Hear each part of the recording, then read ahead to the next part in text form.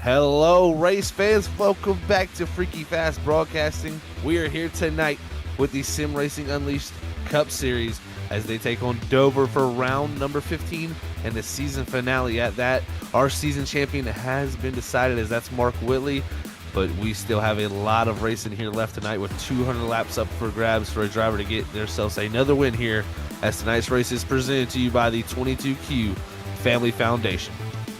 We also want to give another special shout out to a sponsor who helps make it happen here at Sim Racing Unleashed, and that is Budget Sim Boxes. If you're a sim racer on a budget looking for a button box, then Budget Sim Boxes is your source. With several different sizes and functionality options, Budget Sim Boxes will have the button box that fits your price range without breaking the bank. Budget Sim Boxes, your source of high quality button boxes at an affordable price. You can find them on Facebook by searching Budget Sim Boxes, or you can also find them in the Facebook iRacing flea market, where there's many posts about Budget Sim Boxes. So make sure you go check out Budget Sim Boxes and let them know that Freaky Fast sent you there. Now we also need to send a shout to our sponsors here at Freaky Fast Broadcasting, and that is ButtKicker. Remember that every game deserves a truly immersive experience, and the ButtKicker Gamer 2 lets you feel every detail, from the subtle footsteps to the rumble of a V10 powered race car. Now you can head on over to their website at ButtKicker.com, where you can use our promo code FreakyFast20 to get 20% off of any purchase there at ButtKicker.com, and you can feel what you've been missing. Last but not least, let's give a shout to the McConey Setup Shop.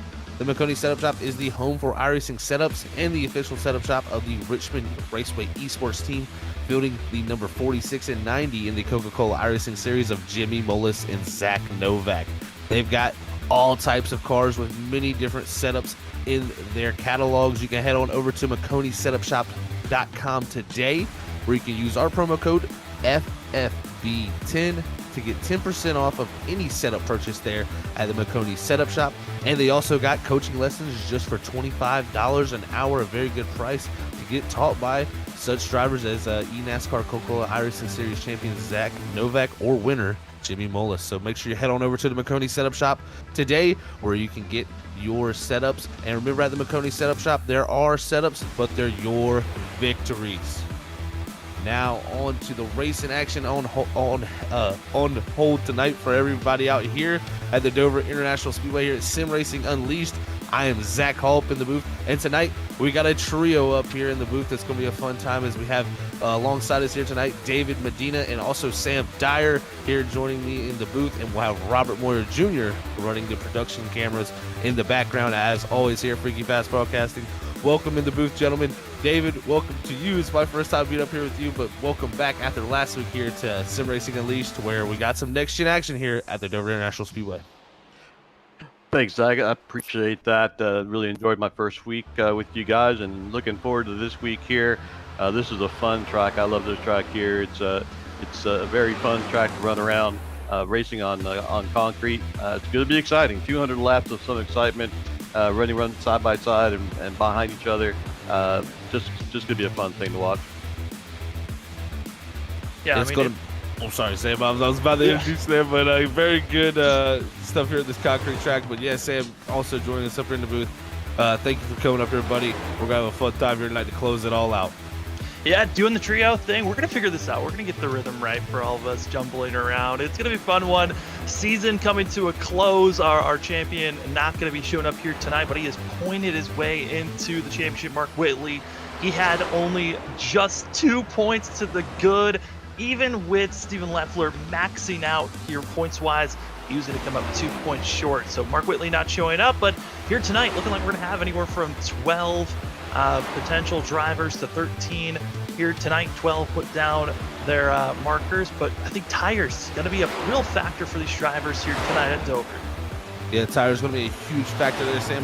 4 sets of tires in the pits here tonight, so starting with 1 on the car, 3 in the pits there for them to choose in 200 laps.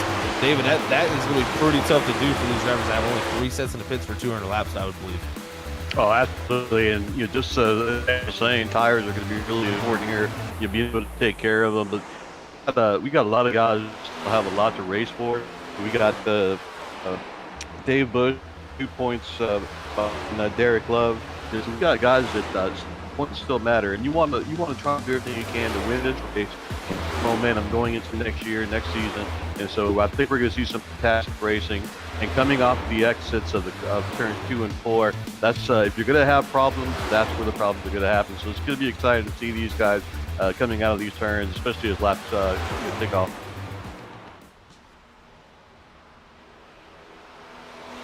Looks like that's the end of our practice session there, as these drivers are going to head into 5 minutes of qualifying here, 2 laps. And we'll see what type of times they can produce. I was expecting Mark Whitley not to be around. I heard it was going to be a starting park for him, our champion.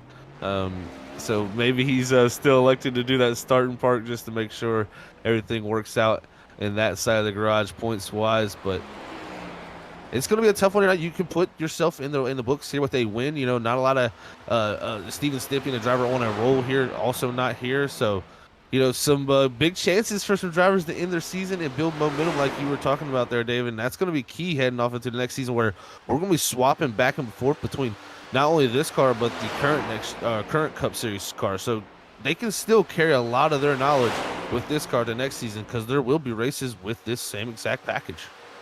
Yeah, and it's a great confidence builder too. If you can pull off the last win of the season and carry that into next season, it's just a good confidence builder. So I think we're going to see that. We're going to see guys that are just in a close point battle and trying to get that the last win of the season and carry that momentum on going into next season. It looks like the first few laps being put down here. Derek Love so far on top of the board, 22.56. Hunter Hayward there, his first lap producing a 22.65. He was the fastest man in practice. We'll have to see if he can produce something here on his second lap. And it looks like He may have actually wrecked, so that lap not going to be coming from him. Derek Love, though, going to put down that 35. That's going to put him straight to the top of the board with a pretty good time already.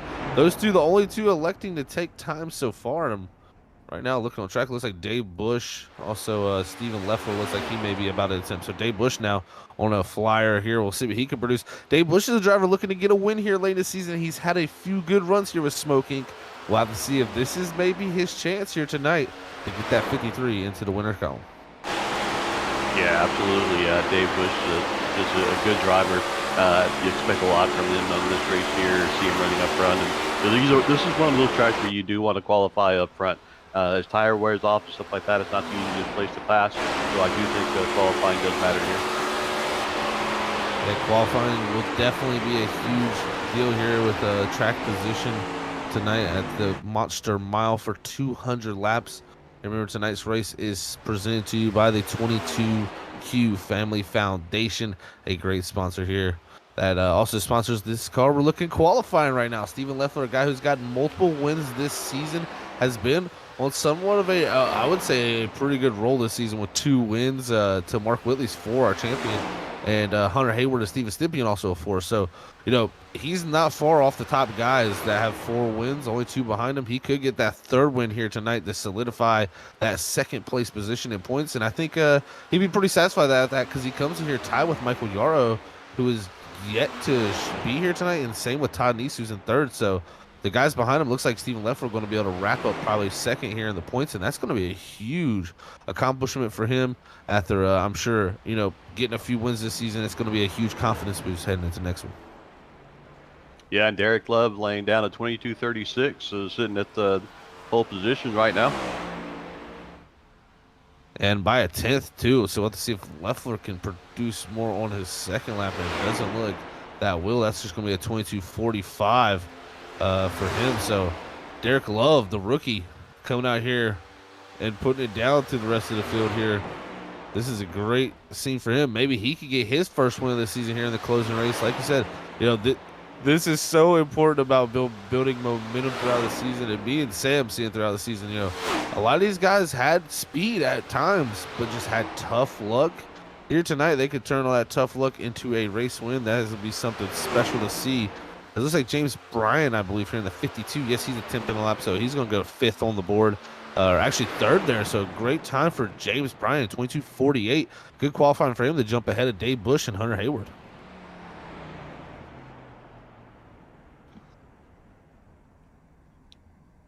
Yeah, good lap times. We're seeing these guys pretty close together. You take a look at Steve Leffler and James Bryant, 22.46, 22.48. So these guys are running some pretty close lap time.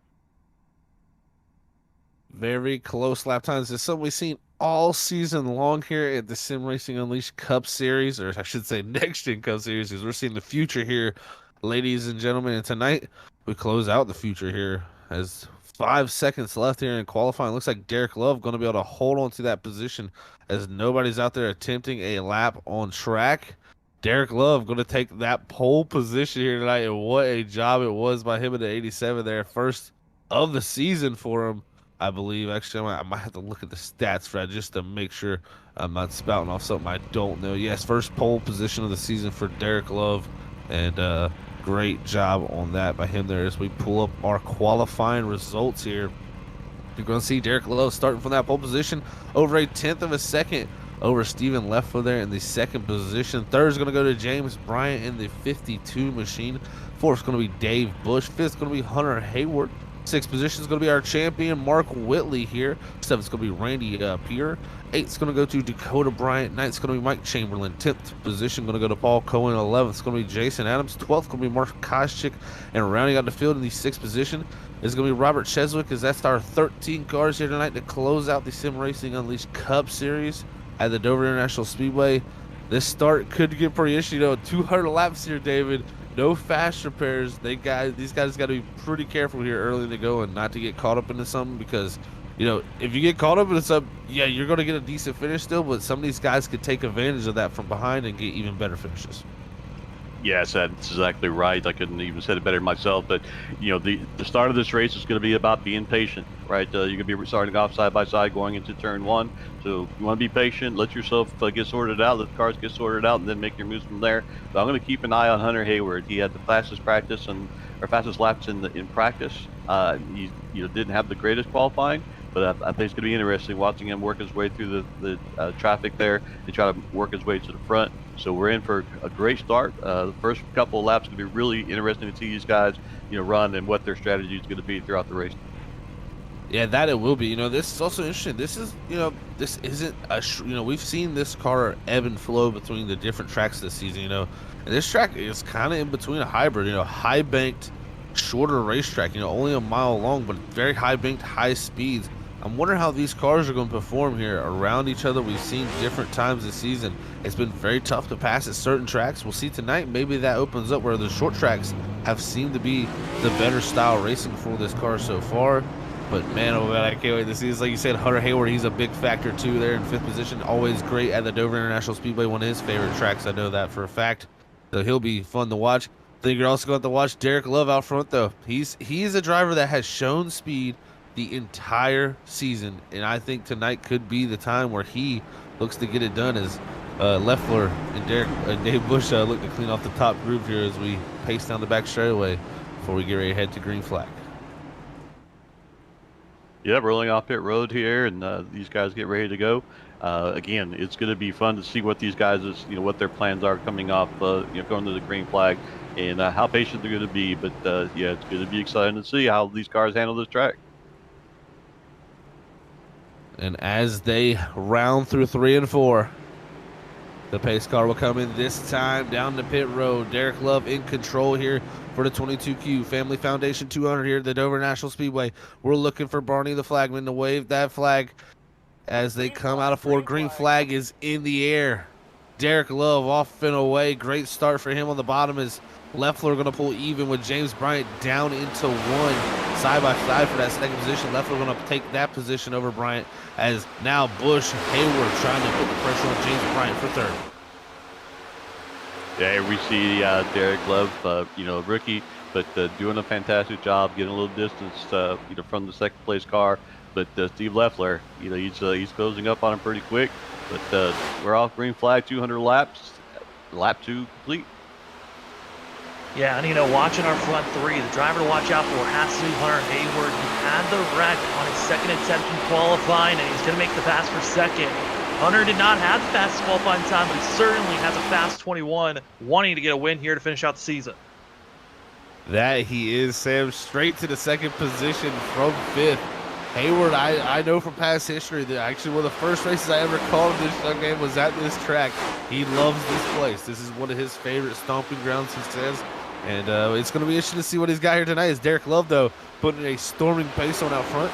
One of the things you'll have to watch at this track, though, guys, I think, Dave, you can hit on this more, is guys burning their tires up here and pushing way too hard because this track gives you that false security there with that banking. You can really go push hard and burn your stuff up. Oh, absolutely. You will feel secure, and the next thing you know, the tires get heated up, and then when you come off the exit, next thing you know, it's going to sit down and kick out on you, and then you're trying to catch it and trying to keep off the wall at the same time. I mean, I feel like you can be aggressive for like maybe 2 to 3 laps, then you got to start to calm down your car. But if you're aggressive, fully going for 5 to 10 laps, that's when you start to see those issues for the long run. As we're now watching the battle for 3rd. Battle for 3rd heating up. Early in the going, lap number 5, Leffler here. We're riding on board into the 22Q Family Foundation machine as he comes by the start-finish line. And, we're alluding to the tires being burned off. This is a guy right here that does tend to save his tires a lot here in the 72. So, not surprised to see him drop back from that 2nd position here. But we'll have to see how hard these opening laps these drivers push to decide what their pace will be at the end, as it's already starting to open up here as the field really starts to space out.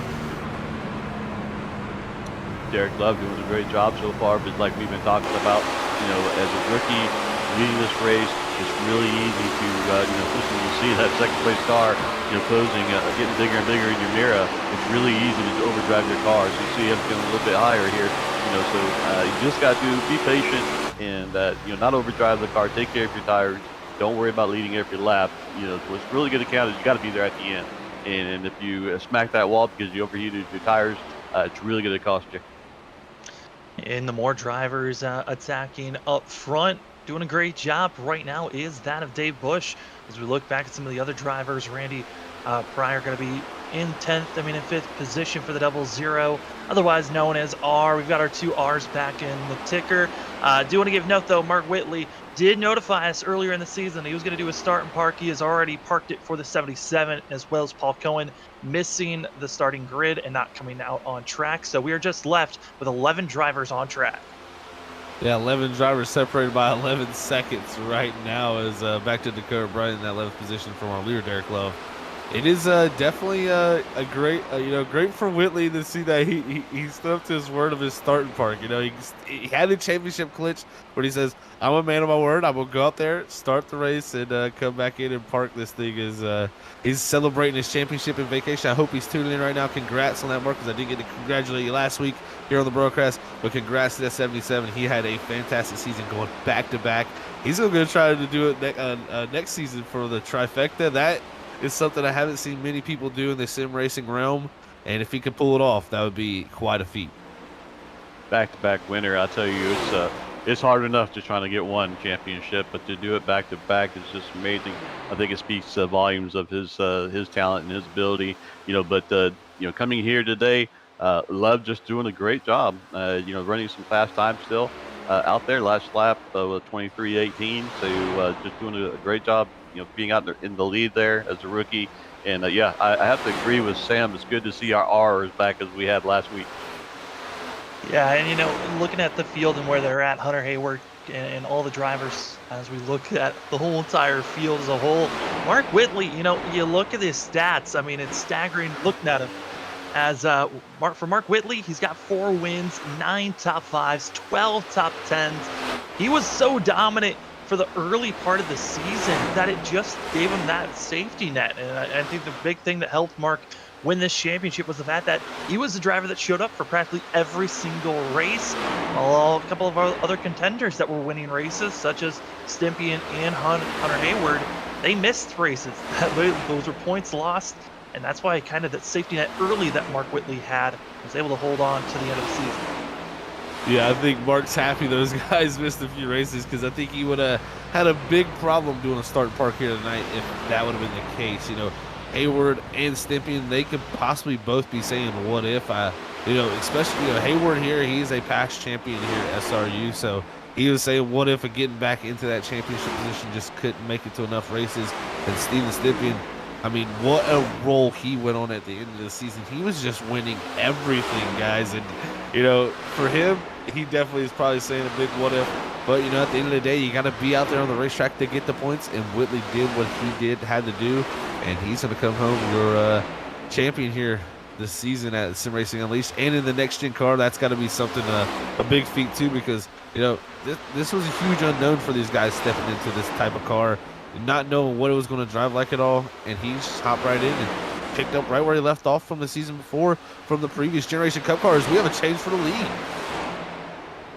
Yeah, I was watching the lap times there, and Hunter Hayward was just running faster and faster laps than our leader. And I think it goes back to what we talked about before. When you're a rookie and you're leading a race, there's that tendency to really push, trying to get farther and farther out there. But Hunter Hayward and Steve Leffler running some really good times, and Derek Love. So you just need to settle in now, just ride around. Try to learn from these guys here while you're running behind them and see if you can't pick up some things from them to try and help them after the next pit stop. Yeah, that pass that Hunter Hayward did on Love was pretty quick, but still making a pass, got to wear down those tires a little bit more. And Steven Leffler backed off a little bit more than what Hunter Hayward was doing, which you're seeing now on track. That 72, he is coming with a head of steam, and I wouldn't be surprised if he tries to make a lead change here in the next 15 laps. Now, the also interesting thing he's running about the second or third lane. He's really going way up on entry, and then starting to cut it back down to the bottom exit, trying to get a good launch here. He has closed the gap here on this front two. Leffler, I alluded to him again, he's a guy that likes to save his tires for the run as it goes on. This will be interesting with this line, how it affects the tires that he's doing, but he's got it working right now. Fun to watch there on the 20 laps.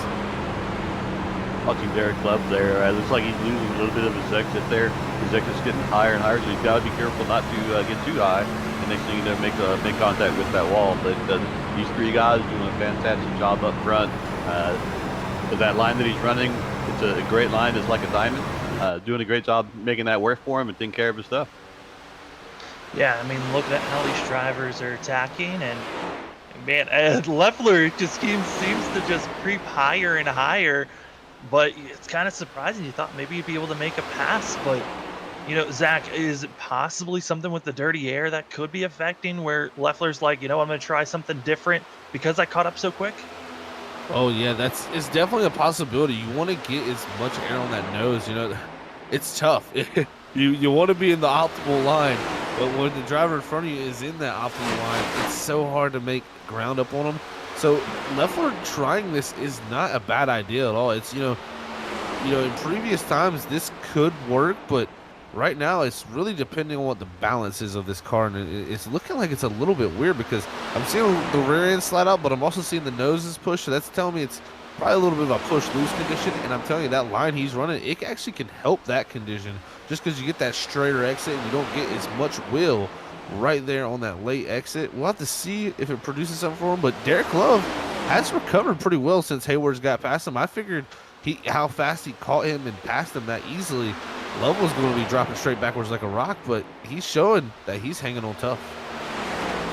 Yeah, he's motivated, I'm sure. You know, starting up front and be racing with these guys. You know, in the top three. You know, here on lap 25, just doing a fantastic job. You know, he's really doing a fantastic job, and you know, got a little bit loose there on exit, but these guys, you know, lap times are really pretty close to each other, 23:65, 23:68, 23:67. So these guys are just right there with each other. So just a interesting part is going to be how are these guys saving tires. So we see Derek going a little bit higher, so he's kind of utilizing that diamond format as well, and seems to be working with Emil to keep up with Hunter Hayward. In her top three, they're running well up front. Hunter Hayward, the second most moves that have been moved forward. Hunter Hayward up 4 spots. The driver that's moved up the most was that of Jason Adams back in 7th. Those drivers further back seems to be having issues with the outside wall with the more tire wear that seems to be kicking in. That wall could be a cruel thing here at Dover. It can sneak up on you so fast. And you can see Jason Adams. He drove all the way to 5th from 11th, was having such a good climb through the field. And that 24 machine now looking very bent up and looking very hurt here as he's going to come to pit road and try to get some work done on this thing. But, man, tough break for Jason Adams, who was having such a good start to this race.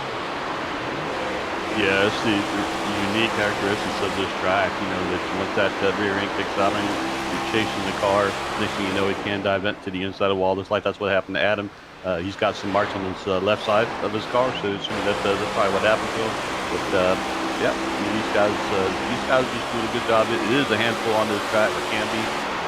You know, again, that's why it's so important on your tires to be able to keep the heat down as much as possible. And it's still early in this race, and drivers do not have a fast repair. So when you get this damage from brushing the wall, it's something you're either going to have to repair once you come into pit road or hope that a caution comes out. And under that caution, you get those repairs done. But, man, I mean, looking at this field right now, everyone's pretty spaced out except for our leaders and a little bit of racing action in the middle of the pack. But right now, Derek Love as well as Hayward up battling for the lead. That outside wall seems to be creeping up every little bit for our leader. It really does. Hayward has been very close to that wall. And there goes Love out front. He spins and he wrecks big time off of 4. And, I mean, Sam, you just alluded to it. The wall was creeping up, and the wall crept up and got the 87 there to bring out our first caution of the night. Pretty similar condition to what we see with Jason Adams, but not as severe as Love just bounced straight off the wall into that inside wall. And we'll go back here on the freaky fast replay. You can see pulling up on the back bumper at 21. The nose starts to push a little bit here. He brings it back down the racetrack, gets a great exit. It was looking good, and then that's the reason why, because a little too much speed into the outside wall, then slams directly nose first inside wall collision. David, man, that was a hard wreck for the 87 and such a tough break for that rookie. That's got to be just heartbreaking, to start off in the pole and be running up there with the leaders, and then like we talked about at the beginning of the race, when that back end just kicks out, it happens quickly, and then you're spending your time trying to catch it. Just a difficult thing to try and do on this track here, and yeah, just a heartbreak for him.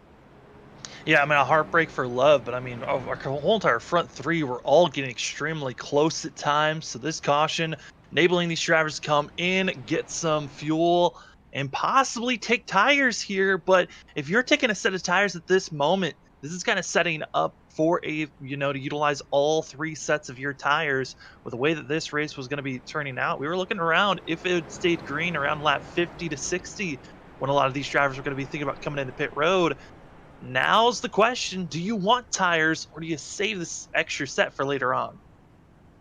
Yeah, it looks like everybody's electing to take tires there, Sam. And I that the question we're asking ourselves: do we want to waste that set there? Because 33 laps on a set there, they're only going to have 2 left in pit road now to do the rest of this race.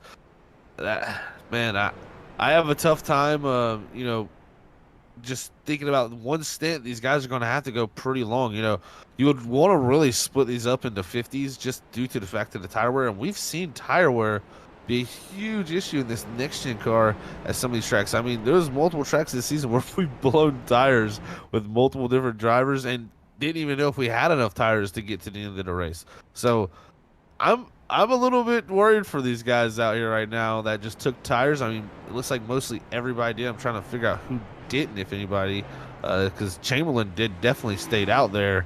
But man, I don't know. That's a tough call for our leaders there, because you want to get those tires because it's going to be such a big advantage. But do you have the confidence to be able to push the tires longer? Yeah, that's a great point. The new tires give you a little bit better sense of security when you're starting off. But what's going to be interesting now is we have 3 cars that did not pit, and then you're going to have old tires against guys behind them with new tires. How is that going to make it for the race when we go back to green? How patient are these guys going to be? It's just going to be interesting to see when we go back to green what happens. Yeah, I mean, those drivers that are up front, that being Mike Chamberlain, James Bryan, as well as Dakota Bryan, all did not come into pit road, so they are still going to be on the start of their fuel as well as start tires. And the drivers that came into pit road, it was only Mark Koscheck that came in who got himself just fuel for the 33 back in 7th. Yeah, this is going to be wild, because really looking at lap times too that they were running there, almost about 1.5 to 2 seconds of fall off there that these guys have already had. So this is going to be a very interesting start. Also got to watch out for the wheel spin for these 3 up front. This track is notorious for wheel spin on old tires, and we've seen major incidents at Dover in the area of the restart zone where the leader up front just doesn't get going. He wrecks it or spins it in the front, and then the rest of the field just runs right into it. So got to be heads up here if you're a driver like Hunter Hayward, Steven Leffler, that just came down pit road, and put yourself back behind these guys on these old tires. They're not going to have much grip here on this restart. Zach, that is a great point you just brought up there about the wheel spin. So, yeah, these guys are going to be really have to be on their toes to see what's going on in front of them. And, I'm just curious to see if the drivers will go with the older tires, will run a little bit of a higher line, opening the door for the drivers with new tires to run the lower lane to make their way around them. Also, an update of drivers that are still in pit road. Derek Love and Jason Adams going to be still in pit road getting service done. Both drivers under, Derek Love brought out our first yellow, and Adams did get into the wall during that green flag run. So both drivers still getting repairs done for themselves, leaving us with 9 on the track. 9 race cars out here on the lead lap at the moment, and 9 of them on the racetrack here as we'll get ready to pull the pace car in and bring this thing back to green flag racing. Chamberlain out front. 3 cars up front, the 70, the 52, and the 58 on old tires here. We're looking for the green flag. This is going to be wild, ladies and gentlemen. It might get a little spicy, as there it is, green flag in the air. Those front 3, they get going. I tell you what, better than I thought they were. Chamberlain's going to clear there for the lead. But here comes the 52 of James Bryan, or sorry, the 58 of Dakota Bryan. He goes by as James Bryan goes straight backwards. Here comes Dave Bush. Also, he's going to be the first of the new lead lap cars up front on the new tires. New tires right here. You want to see the impact the tires have. Take a look at that restart right there. The guy with the new tires are just flying right behind them. So, for the guys who stayed out and in our older tires, when they do have to pit, this track here, you'll lose 2 laps really quick. So when that time comes, it's going to be interesting to see how far back they do fall. Yeah, and also these drivers that have new tires got to be careful. I mean, they're a little bit cold at the start of this run, but certainly trying to get aggressive with the fresh rubber. And also to keep in mind, don't overcook these tires. Don't get them too worn out, even though it feels nice to have some freshies under you. Yeah, I think you alluded to it perfectly, Sam, there. You cannot use these up now. You took these sets earlier than you normally would want to. So now you got to think big picture here. I got to take this set or possibly the set after this even longer than I would probably wanted to. So right now, I think these guys out front need to pace themselves, not overwork these tires that they just put on. Because if we get a caution in 20 laps and they overwork them, they're going to have to go ahead and put another set on, or they're going to be in jeopardy of getting ran over. Great point there again, Zach. You're on top of it tonight. But yes, absolutely, man. These guys need to stretch these, whether it's this set or their last set. It's going to come to a point where they're going to have to stretch it out. So you got to take care of them. Again, when you're out in the lead, it's real easy just to associate. You got Hunter Hayward in the mirror there, so it's really easy to overdrive these things. And as Sam said, you don't want to cook those tires and start losing grip early because you're going to pay for it in the long stretch. Yeah, and looking at the drivers right now, our front two, they are gone, booking it, and trying to take away and gain as much as they can, that being Dave Bush and Hunter Hayward. But it's Steven Leffler right now who's going with the patient approach, not trying to overuse these tires, actually running just a little bit faster than the times that he was running before that caution came out. So I think at this point, Leffler might be playing the game of a little bit of cat and mouse. Let the mouse go out, and they'll come back to him. I love what Leffler's doing. He is right now saying, hey, go ahead, run out there, do your thing, go ahead and pull away. You two do that, and when your tires are hurting, I'm going to be the one that's going to take this ball and run with it here. But, man, this guy, I tell you, he's always one that thinks that way, and it's going to possibly pay off for him here tonight, especially with the low set of tires. When you have limited sets of tires, tire-saving people are going to come to the front. And I think this guy is going to be one to watch all for all night. Is Chamberlain behind Leffler, who just dropped back to 5th now. He's done a great job on the old tires, I must say. He did not drop back that far, really, that quickly. He just got passed by Randy there in the 00. But Chamberlain, got to give him a shout-out for really hanging on well with those tires. Strategy. I think we're starting to see a little bit different strategy from different guys in front, too. Their strategy appears to be, we're going to run flat out. We're going to go out there and try and put some cars down, a lap down, and then you got Leffler over there, like you said. He's just going to take care of his tires, run his laps, not push it because he's got a cushion behind him. So again, here we go. Strategies are coming out, and we're going to get to see what these guys' strategy play is going to be and how it works out for them. Yeah, because the timing of that caution, I think these drivers, their next pit stop, if we stay green, would be around 75 to 85. That's the window we're looking for some of these drivers. So still a lot to worry about, but the strategy call of when do you want to undercut or overcut, or do you want to pit for tires before fuel, might be a lot of these drivers in their mindset. Do want to give a note from that of Mike Chamberlain. He is going for his first top 5 this season for this 70 team, and why not go for it? The rookie trying something different as he's running in 5th. What a job by him there. That'd be awesome to see him in the last race of the season pull off that top 5. And good strategy here, too, because I'm telling you, if he ends up at the end of this race with an extra set of tires where you get a few cautions and it works out weird, or you have an extra set of tires and, you got a 10, 20, 50, or, 30 lap advantage on somebody on tires, you're going to pass him. It's inevitable. The tire advantage here at Dover is incredible. So he could still be sitting in for even more than a top 5, but I'm sure he'll take a top 5 with a smile on his face to end this season as the front two continue to pull away. Dave, you brought it up. They're running very hard right now, and I think what they're trying to do, like you said, is put some people a lap down here with these new tires. Yeah, I think it's pretty obvious what they've thrown out what their game plan is there. And looking at fourth, fifth, and sixth, all three of those positions there are being held by rookies. So great run by these guys. We got some R's rolling across there, but pretty exciting to see these rookie guys being inside the top 10 and inside the top 5. So pretty sure they're excited about that. But the question that I have is if we have a caution within the next 10 laps or so, what does everybody do then? Yeah, that caution really could throw a wrench into everything as our leader is actually able to get by Adams. As that was a scary moment for a quick second, but they are still nose to tail, first and second at Busch and Hayward. And I mean, Zach, throughout the whole entire season, this is something we saw at all the mile and a half, super speedway racing, kind of tandem driving and drafting everywhere. It even translates here at short tracks. Yeah, you would think it wouldn't be. This is something you want to do, and I still, deep down inside, I don't think Hayward is, in the smartest position right now with running right behind that 53. I would personally rather be in a little bit of clean air just due to the fact of wearing those tires out. But these two teammates here, they're going to race each other clean, and I say that and they wreck. Oh, 41 no. 53. Teammates, no. Oh, that is disaster. I can't imagine what their conversation is going on right now. I jinxed that one, guys. So yeah, second caution of the night here. In Sim Racing Unleashed, the teammates racing very clean here. As we'll go back on replay here, and you can see, this is something I was watching here. The 53 getting up the racetrack a little bit in that second groove.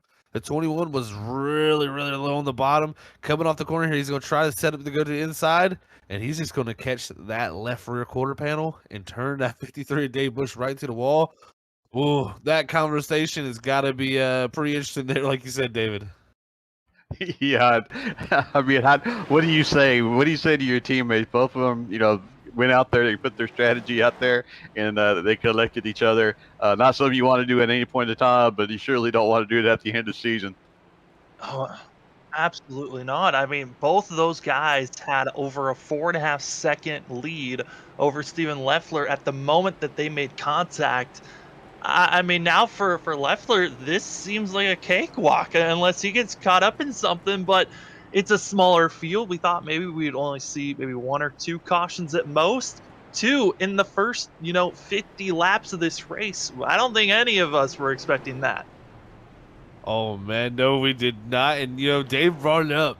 What's going to happen if we get another caution in 10, laps? Well, we got it quicker than that. We got it in about 5 laps, and you see what happened. Leffler not taking tires, but look at Chamberlain in the 70. He's going to be able to take tires. So will Dakota Bryant and James Bryant. So those guys saving that set of tires there going to come in very valuable because, look, it's lap 55. This is the perfect time to take that set of tires where now Leffler's going to be the one looking on the outside with them old sets of tires, and same with Hunter Hayward there who got in that wreck. I mean, it looks like he's staying on pit road getting that fixed too. So, man, oh man, what has changed here early in the going? This is a race of attrition here. It's anybody's race. Take a look at it, guys, on our front row. Looks like we're going to have 2 rookies on our front row on a restart. You got some R's that's going to be leading the front row. So yeah, when we get the green flag, we'll be calling out the R's. Yeah, I mean, one of the R's decided to come into pit road. That's Randy in the 00.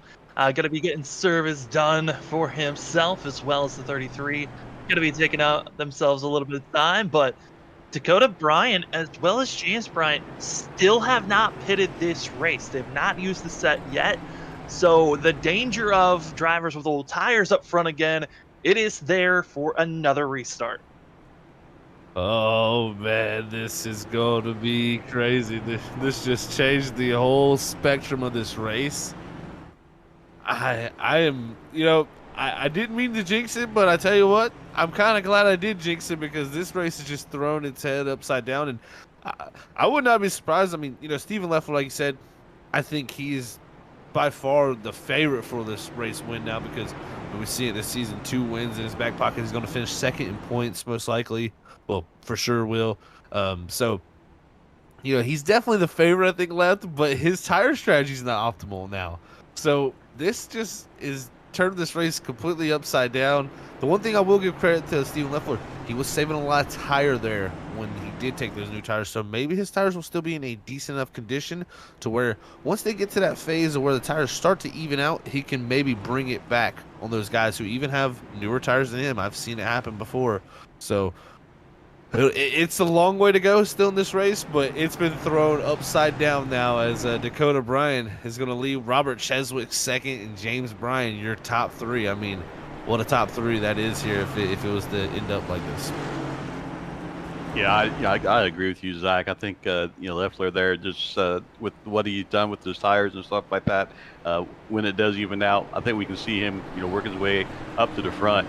So it'll be interesting to see what happens here. And our rookies, Dakota, what's he do now? Is he going to try and push it and try and get the biggest lead he can? And I don't know about you guys, but I'm losing track of what the strategies are being played right now, or what's out there with all the cautions and the wrecks and stuff that we've had. But be fun to go. Yeah, there's about 4 different strategies going out right now, as well as a lot of cars in pit road. So it's going to be a lot of math as we come out to this restart. Yeah, actually thinking about that is a little bit different. Some guys not pitting there as the pace car is going to come in. So Dakota Bryan yet to pit. He's going to lead us to green here. Watch for some wheel spin for this 58 machine. As he'll be coming into the restart zone. There's Barney with the green flag in hand. And there he is, waving away as Dakota Bryan will lead us down to 1. But Cheswick going to have an even start. Looks like he'll pull a nose ahead. Maybe it's a dead even heat there for the lead off of 2. Side by side as they come off the exit there, goes a little bit high, but able to keep it off the wall there. Good run on the exit. Cheswick, he's trying to clear but not able to. And of all the front runners, the first driver with fresh rubber of those that just took it's going to be the 70 of that of Chamberlain, as well as the 00 that are running back for 5th and 6th. So this front wall of 4 drivers, they're on pretty old tires, but they're going to do their best to hold off the 70. But here comes Chamberlain on the inside. And what a run it has been. Chamberlain going to drive hard at the wall every 3 and 4 there. And Cheswick is going to go backwards from the first position all the way back to 4th. Chamberlain gets in the wall a little bit there on the exit as Leffler tries to run away with it. So easy to do on that exit there, but he did a great job in keeping it straight and not bouncing down towards the inside line and causing a wreck with the car behind him. They are. It's going to be 3rd and 4th, but it's going to be the 00 of Randy who's in 3rd, who he's going to be trying to follow that of Chamberlain, but Chamberlain, like we saw, brushed the wall. How much of that damage is really going to affect the 70 though on the longer run? Because early on you can just see the power to the lead. It's the 70 of Mike Chamberlain. What a move it was there, Sam. 70 of Mike Chamberlain to the lead. Here comes Randy to 00 now. He's got new tires on that thing, too. He's trying to charge up through the field as he's got Leffler right ahead of him on them old tires, though. Chamberlain, what a strategy it's been by him to pull this off. Could he see himself in victory lane after a long, long season here? I love the fact that we're seeing rookies lead these races. We got a rookie in the front. We got 3rd and 4th place rookies. These guys are definitely putting on a show, and I'm sure that they're excited to an extent, but they're focused and trying to keep these cars under control. But we're in for a good show, boys. We got all kinds of tire strategies being played out. Hornet's Nest being built up, 6th place. You've got that of the 33. He's got the lap car. It's Adams who has come back out onto the track and actually has been running currently 10th, 15 laps down. Also, that of Derek Love back out on track, but he's 21 laps down. As the 24, he's got fresh rubber, trying to make the move, but at the same time, these lap cars, since we have so many guys that had to get damage repaired, there are multiple laps down. It's difficult to really make the choice. Do I want to make the pass or just stay behind these lead lap cars? Yeah, it's a tough decision, like you said there, Sam. He's going to finally get it done there on Koscheck, who's now going to slide backwards there. Not too far behind him is James Bryan, as you also got the 87 of Derek Love. He's out back out there 21 laps down. So guys out here still fighting along. I love to see when guys get their cars fixed up. And Derek Love, he's got to be really kicking himself. And I got to give him credit for just not putting that thing behind the garage and going out here and getting the rest of this race in the books. As we hopped up here with the 00 Randy, He's only got two. This will be only his second start, guys. If you could go out here and win in your second start, what a story that would be for this guy. Yeah, we talked about it earlier in the broadcast here about momentum, and for Randy to be able to come out here, if he can get a top 5 finish or even a win, it's going to be just a great momentum building for him going into next season. But just taking a look at the lap times, Mike Chamberlain just putting down some 23:09 is his last lap, just doing a great job out there putting it down. But again, what set of tires have these guys used, and are they going to be trying to save it, or some of these guys are just going flat out and just trying to lap as many cars as possible. But we're in for a good show. It's lap 68 getting completed here. Yeah, you can see on screen that of Derek Love, who no hood, tons of damage from his incident earlier on, bringing on our first caution of the day. Other drivers just saw on the ticker it change. Hunter Hayward officially has called it a night for the 21 team. He was trying to become the driver that would be the defined most wins of the season crown going to Hunter Hayward if he got the win here tonight. But with the fact that, that Mark Whitley as well as Steven Stympian did not show up, and with the poor, events that happened to the 21 team, it is a 3-way tie for the most wins here at the end of season 10 for SRU. And that's how it's going to end up. Like you said, they're a 3-way tie for it. So, man, that just shows you the competitiveness they have here between the drivers up at the top of this field and throughout this field. As you're looking at James Bryan there, he is in the 6th position. He is got by Mark Kozchik, who slid back into the 7th position. But at the moment, Mike Chamberlain up to almost a 5-second lead now over these guys. 4.8 seconds back to Randy, who is now getting a little bit of pressure from Stephen Leffler. And I was thinking for a second maybe Randy had took an extra set of tires on that last stop, but he did not. So he's in the same boat as Stephen Leffler. So at some point, I imagine Leffler could possibly go around this 0-0 since they're even on tires. I'm starting to see him put a little bit of pressure on. Yeah, you're right. I think we've kind of talked about it multiple times and stuff like that. That as these laps kick off and the tires heat up, what that's going to do to your cars and stuff. I don't think we're done seeing cautions. We with these laps wear on, good chance we'll see another caution. We'll re-rack it and kind of see how everything plays out. But just watching Mike just putting down these great laps and building that lead in front of the rest of the field. Yeah, I mean, Mike Chamberlain, all he needs to do is really just build a lead out to possibly, if he can do it, to 7 to 8 seconds over Leffler, because Leffler's now making the move for second place, and that might be a big enough gap for the 70 to hold on. Is Randy got to be careful with that outside wall, but we saw for that first caution the outside wall and the tire wear kick in. That might be something that could bring out our next caution if these drivers aren't careful enough. Yeah, you got to watch out for that wall at all times here tonight as we come by to complete lap 74 and start lap 75 of tonight's 200-lap race here. Mike Chamberlain out front here on Freaky Fast Broadcasting at Sim Racing Unleashed. We're going to take a quick break here and hit a commercial as these drivers are going to be looking to come to pit road here probably within the next 25 laps. I'd say that window will open up, so we'll hit a quick commercial break and we'll be back with you all out there in a few moments.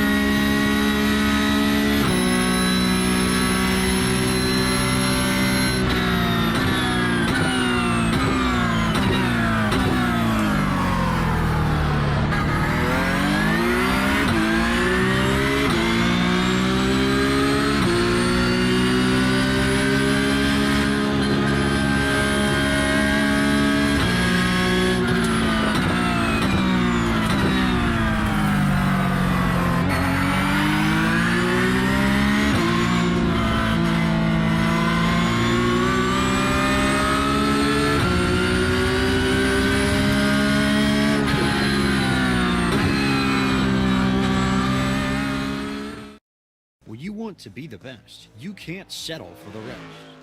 There's a reason that McConey Setup Shop is trusted by more virtual and real-world tracks and companies than any other setup shop in iRacing.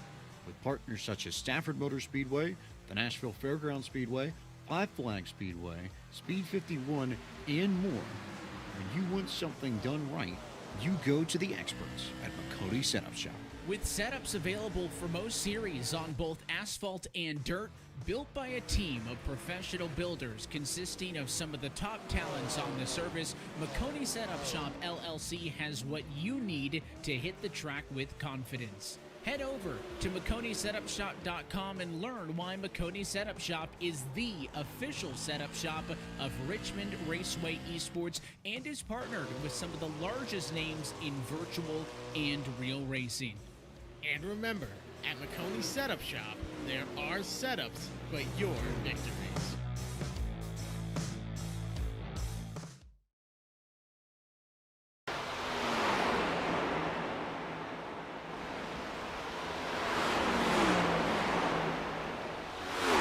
All right, we are back here at Freaky Fast broadcasting with the Sim Racing Unleashed Next Gen Cup Series here at the Dover International Speedway for the 22Q Family Foundation 200. As right now, this race, we've come back to it when it would seem turned up on top of its head because, I mean, we've seen incident after incident up front.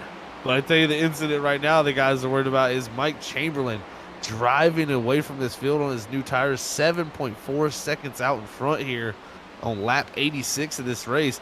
The question now for Leffler, the 00, the rest of these guys who've yet to even hit pit, or didn't hit pit road there for the tires, is when do they come down? Do we see it at lap 100? How do they split this up is the big question, I think, for a lot of these guys out here on track. Yeah, and we're seeing one of our longest runs, going on right now. So you bring up a great point. When do they bring it down? And we talked about a little bit earlier when you do come under green and you go to pit road, it's really easy to go down 2 laps, and then at that point you just got to hope it stays green, let it cycle through so you can get back on the lead lap. I mean, David, we just saw Zach just call out our first wreck of the night. We'll see if it gets called out once again with another jinx, but yeah, no, tonight's been super interesting seeing how all the drivers have been cycling through, especially on the different strategies. With the timings of these cautions that have come out, it has really put everyone on, different sets of tires. I mean, up front, you got Mike Chamberlain, who's on the newest set of tires, just going and trying to lap as many people as possible, as he's about 3 seconds away from catching up to a 3-car pack. That's going to be an issue. But lap traffic, I think that is going to be the biggest thing for our leaders, as well as for most of the field once they catch up to lap traffic, of how are they going to work with and getting by one another. Is it going to be an easy just pass over, or are we going to see anyone fighting to stay on the lead lap? That'll have to be the question. If you're Chamberlain, you're hoping they just pull over to the side, because lap traffic here could do, havoc to you. Dirty air, this track is very, very tough. And when you get someone taking your line away, it can really slow you down. And Chamberlain, been watching him, he's been moving his line around. He's been searching for some speed here. And I'm thinking those tires are starting to meet their end here. That was a good lap time there at 23.98. But looking all the way back to our second place man, Stephen Leffler, 23.94 there. So about 400s faster that time by. He's been clicking off some quicker times here. He's got that lead almost down to 6 seconds now. If this race continues on green, he's still not out of this. I don't put it past him here to be able to make up 6 seconds with his pace that he has, because now, even with the older tires, it's coming back into his favor with the pace. Yeah, absolutely. And you brought up a good point there as far as Mike looking for a different line to get a little more speed as your tires wear. That's the best thing to do, right? To try and find that a little bit of additional grip that maybe nobody else has found yet. But what's really going to be interesting if we do stay green and Jack doesn't curse them, talking about cautions, is getting on the pit road. Getting on the pit road, you guys haven't had to do it yet tonight. So it's going to be curious or interesting to see as to how these guys get on pit road. Can they get on that clean and not go through in speed? Yeah, that's actually going to be a really hard thing for these drivers. Dover Pit Road, one of the tougher ones in the circuit. As Mike Chamberlain, his tires, they're now starting to show a little bit more wear. As I was watching the 70 out of turn 4, getting loose. That rear end is snapping on the 70, and Once he gets up to lead lap traffic, that's also going to be a way for Leffler to gain time on the 70. Even with the faster, times that have been put down each and every lap for the past 5 laps that we've been seeing from Steven Leffler, this battle for the lead, yes, it is grown. Was at 7 seconds at one moment, but Zach, it is starting to shrink each and every lap. Yeah, it really, really is. And that time by there, it grew a little bit, but I think Leffler had a little bit of a moment. So he luckily didn't get into the wall at all either for his own sake. And he's also catching a little bit of traffic too. He's going to have Jason Adams and Dave Bush ahead of him, who are running pretty similar lap times to him. So that's kind of unfortunate for him. So he should be able to get Adams here, who's a little bit more off the pace. But Dave Bush is up ahead of him, kind of running similar pace, only a little bit slower. So it's going to make it tough for when Steven gets up there. He had a tough time even passing Jason there. Got a little bit tight as he lost a little bit of time with that too to our leader, Chamberlain. But Chamberlain has to stay focused. This race, yeah, he's got to feel good with the lead he has right now, but this race is not over by any means. We're not even halfway, and we're only a few laps away from halfway, so this race is kind of a long way to go. He's got to stay focused, stay out of that wall. Yeah, absolutely. Coming up to halfway, long ways to go, as you said. And with these tires getting more and more wear on them and stuff like that, and these guys catching other cars, you can't maneuver your car as easy as you could when you're on fresh tires, right? So these guys are used to running their lines that's best fit for their car. But now, these other cars that they're catching up to, they're going to have to run a different line with worn tires to try and make that pass. Yeah, we're going to be seeing a lot of these drivers trying their best to cycle through, as some drivers that had damage tried to get back out on track. And I think Dave Bush was one of those drivers. I think potentially the 53, just too much underpowered, could have actually blown up. I'm going back, and he did blow up. The 53 officially is going to be parking it. Might be done for the day, even though it was a valiant effort to get back out on track and only being 30 laps down when he got back out on track. But I mean, with the damage of the drivers that were further back in the pack, like Derek Love and for Adams, they've got to have a question mark of, can they make it without the amount of damage that they have on their cars? Would that damage cause them to blow up any further along that they go on this race? It's very possible we can see that happen to them also. For Dave Bush, that's unfortunate. Was in the lead battling with his teammate there. They got caught up in that incident. One thing he can take from it, he got a top 10. He was able to get that position from Hayward there and hold on to that top 10 there, but I'm sure he wanted to try to get a little bit more out of it and get whatever he could, but that engine just did not last for him. And now, even looking at the scoreboard here, Leffler is really falling off the pace here in the last few laps. I'm surprised he hasn't hit pit road yet either, guys, because you're not going to do this race from once, I don't see them being able to stretch it far enough to do one stop possibly. I mean, it's possible, and we are riding along here with James Bryant, who is clutching, so maybe that is the goal for some of these guys. I mean, you look at Dakota Bryan, I don't think he's even pitted in this race yet, possibly. So unless he's come down and took fuel, so it seems like you can go a pretty far distance. So maybe they will be elected to do only one more stop here the rest of the race, because really, even looking at it too, the tire fall off, not that crazy, only about a second and a half. Something we see with the next year car, not too much tire fall off. Tire strategy, pit strategy, and now we're seeing fuel strategy come into play here on the short track. So it's going to be interesting to see how that works. Are they able to save enough to make it stretched out enough to have an impact on there? But looking at Steve Leffler putting it down to the 24:10 fastest lap that last time. Yeah, Leffler's doing a great job trying to cut down, and it just seems to be equaling out, but he might gain more time, as a very scary moment for Mike Chamberlain as he's mixed up with lap traffic, but his car drifted on the exit of turn 4, luckily got off the throttle enough, but those rear tires, there he's trying to hold on, but those tires are toasted. He is struggling right now. Almost got to the wall last time by at turn 4, and he's going to go extremely slow here, trying not to get in the wall again, and that's just costing more and more time where Leffler can gain.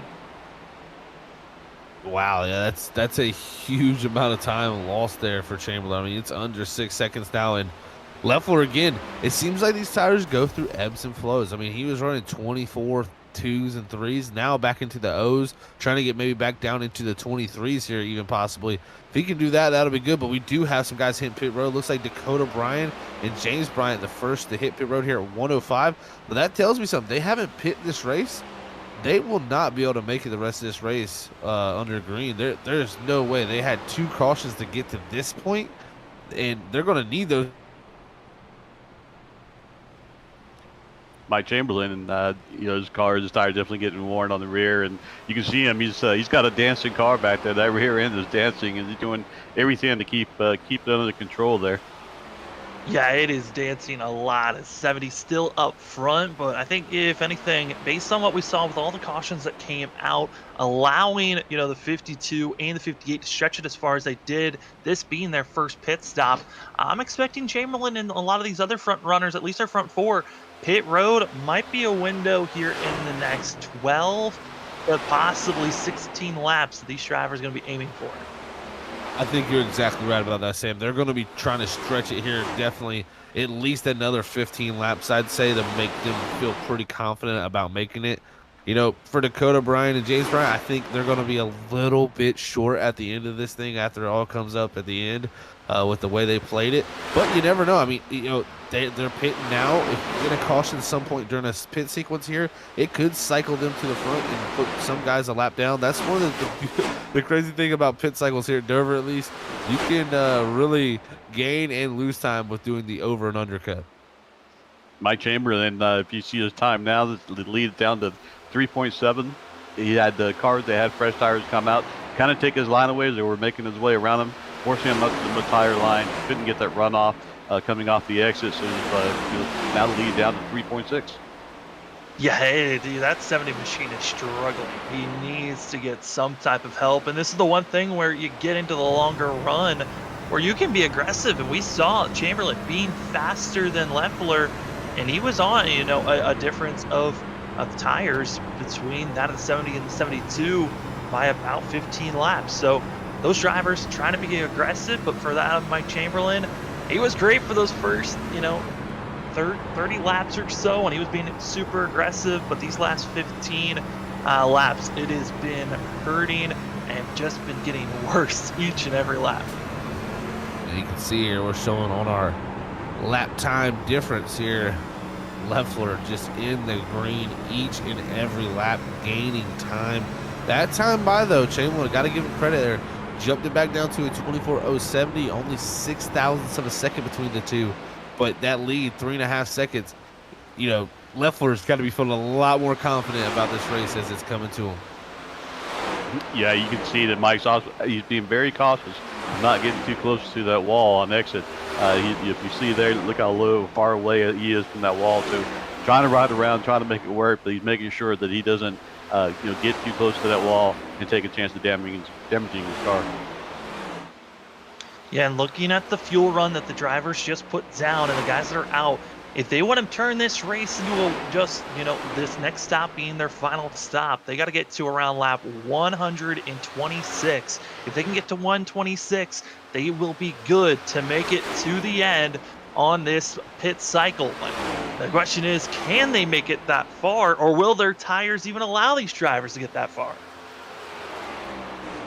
That is going to be the question we all have to ask ourselves. As you see, I tell you what, Leffler lost a little bit of time these last 2 times by. So again, it just comes in waves. It's almost like their tire temps get too hot. They run some slow laps. They start to cool back down, and they start to produce a little more lap time as we continue on here. It's going to be interesting to see who is the first to pull the hand of going down pit road. That is going to be the huge question we got at hands here. As that time by, Leffler a little bit quicker again. So back and forth these lap times go.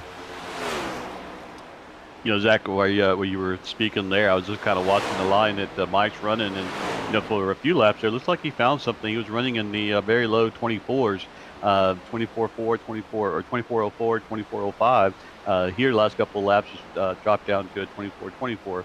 But looks like he might have found something there to kind of makes his car a little bit happier with the tire wear that he has on now.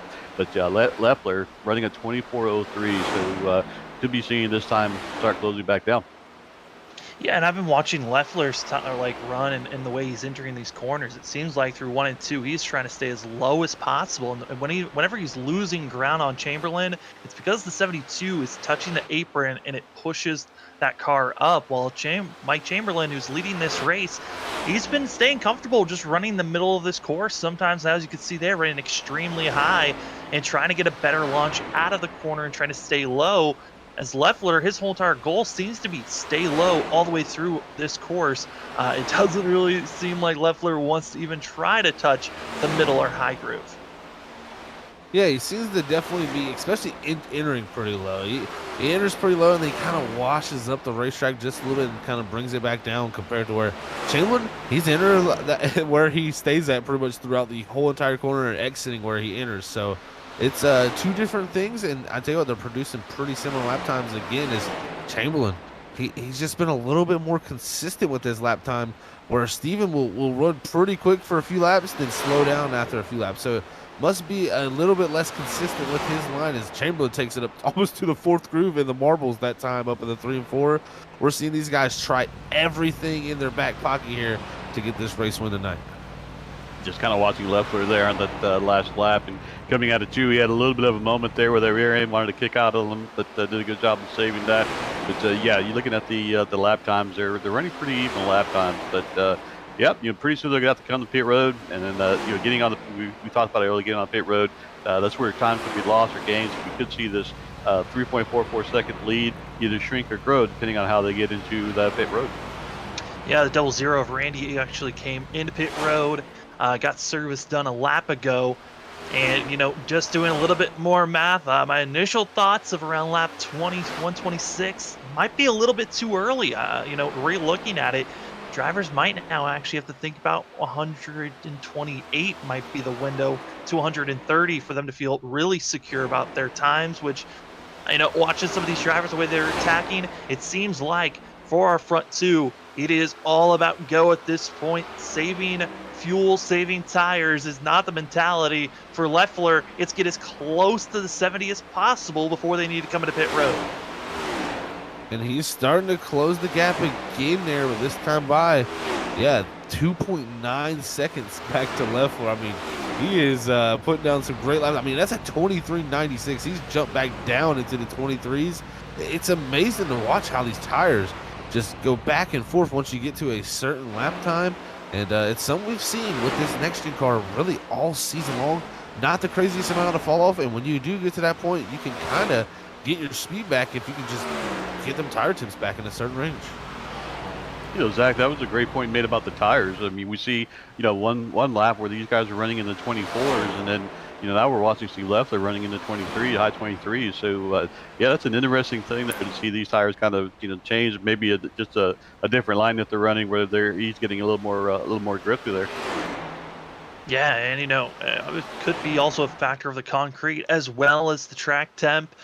Track temp when they started this race was around 100 degrees, is now fallen to 96 degrees for the track temp. So the track's been evolving throughout the night, as well as the drivers' way that they've been attacking this course. But only have 2 drivers on the lead lap currently, and only 1 driver 1 lap down. The rest of the field 2 or more laps down, as we continue to just see these laps tick away. And the window, they have now entered it. Chamberlain and Leffler, they can make it to the end from here. Oh, they've made it to the point they need to, Sam. You're exactly right about that. And we see Mark Koschik actually picked from the 3rd position, so he feels confident about this point too. He actually had a pretty slow lap there before that entry, but this is going to be interesting to see where they come out in relative to Dakota Bryant and also James Bryant, who, remember, they pitted around lap 101. So they've been out there for almost 30 laps on newer tires. This could be them jumping to the front. If we get a caution at some point, it could switch into their hands. So at any point this race, a caution could throw it upside down during this pit cycle. Chamberlain still doing a fantastic job in that 70, looking for the first top 5 and first victory of his career here at S30. Oh, Zach, you said that C word. No driver right now wants to see, the leaders don't want to see that flag come out. But the lead is now down to 2.8. The leader Hopefully he has his mirror covered up so you can't see that car getting bigger and bigger behind him, because that can usually cause you to overdrive the corner and you're just going to lose more and more time. But we could be seeing these guys getting pretty close to each other pretty quick. I mean, at one moment, the difference between our front two was close to 8 seconds. It is now down to 2.2 is the difference, now less than 2 seconds. As Steven Leffler, he is getting bigger and bigger in the mirror of the 70. That he is that 22PU Family Foundations machine and saying, I want to win my sponsored race here tonight at Dover and get it done, as he is running that 70 down to 72. Looking fantastic here as this run continues on. Like you said, they're saying 8 seconds back. This has got to be a confidence builder to see that 70 right in your front of your windshield now, after you've been looking kind of your relative the whole race going, man, am I gaining on him? Am I gaining on him? But guess what? Now you can see him. Now you can see the distance between you. I think Leffler is going to be very hot on the hills in the back of the 70. I tell you, the 100 or the 100, which one do you want to be? And like 1.6 seconds right now. Time just getting smaller and smaller, and Mike's got to be looking at that mirror going, "Oh my gosh, he's catching up to me." But he's probably begging for tires right now. I'm sure the front runners are both probably begging for tires. But yeah, it's closing down. A few more laps. I mean, we're down to 1.2 just in a few moments that I've been talking. Yeah, and you know what's even crazier than that is Steven Leffler technically is on 20 lap older tires than Mike Chamberlain, because there was a caution in between when Leffler got his first, got his set of tires compared to when Chamberlain got his final set. I mean, Chamberlain had the freshest tires on that last restart, while Leffler was 20 laps older tires, and Leffler is still gaining almost less than a second now. Man, you can just see relative as we ride on board here. Look at the distance that this 72 is gaining on Chamberlain. I mean, he's been consistently in the 23s. Last time was a 24-second lap, but he's been consistently dropping down to his 23s each and every time. He's finding pace where other guys are not at the moment, and he is really closing it down here off the exit of 4, under a second for Steven Leffler. Leffler just being committed to that bottom line, goes into the corner, lets it drift up just a little bit, and then the car still doing a great job in rotating through the corners there, just giving him a great run off. Meanwhile, Mike, if you watch Mike is running a higher entry line, and I think that's where he might be losing some of his time there. But Steve, his car is just still handling very well, even after all these laps. Just want to give an update on some of the drivers we've seen already. A total of 4 that started this race, that of Derek Love, that of Dave Bush, as well as Hunter Hayward, as we're seeing the drivers closing in. But you're also seeing drivers that have fresh tires. But one of the drivers we thought maybe was going to go with the extreme undercut, Dakota Bryant, he was involved with the incident about 3 laps ago. The 58, he is going to be in pit road for quite a while trying to get repairs done, as he is not happy with the damage that he got on himself after hitting the wall about 5 laps ago. And I tell you what, we've seen rookies battling really hard in this race. Derek Love, one of those rookies, with the lead. Now Mike Chamberlain, it changes over. He was the rookie lead. Now Steven Leffler, one of our 2-time winners this season, he takes over the lead, trying to get that 3rd win of the season. It's showing.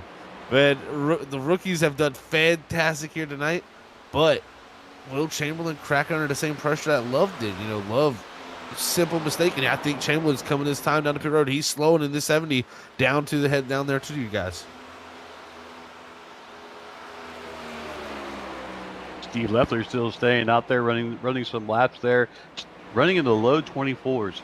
Mike Chamberlain had a 25:10 his previous lap, so I'm sure he's probably the happiest guy on the track right now to be on pit road to get some new freshies on.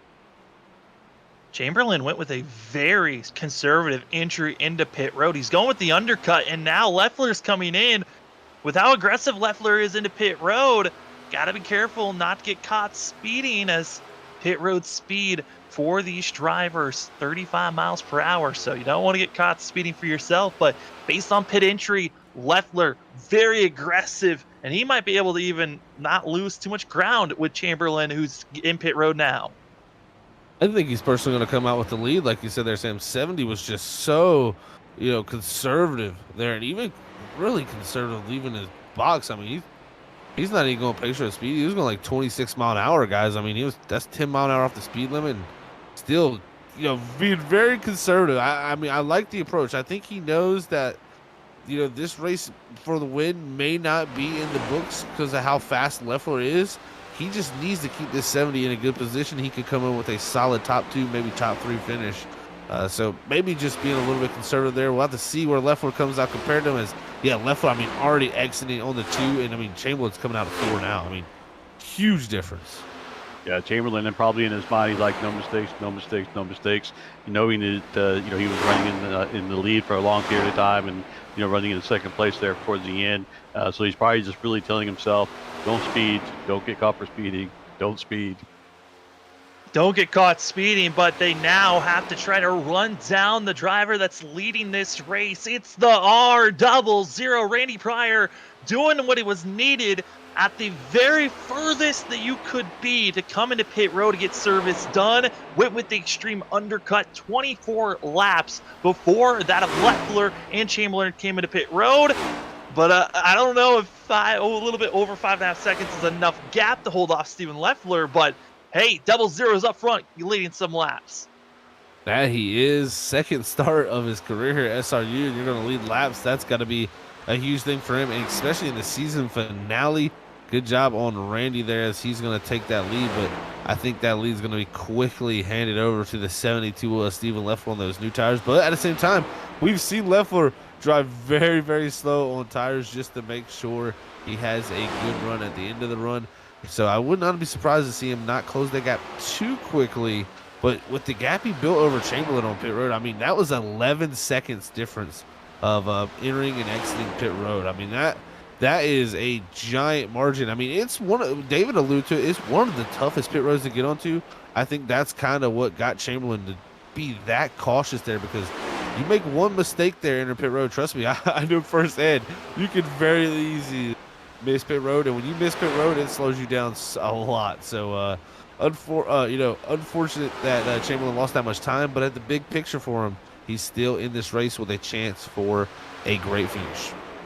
That 00 still got the lead, but looking at the lead that he has, it looks like a countdown ticker.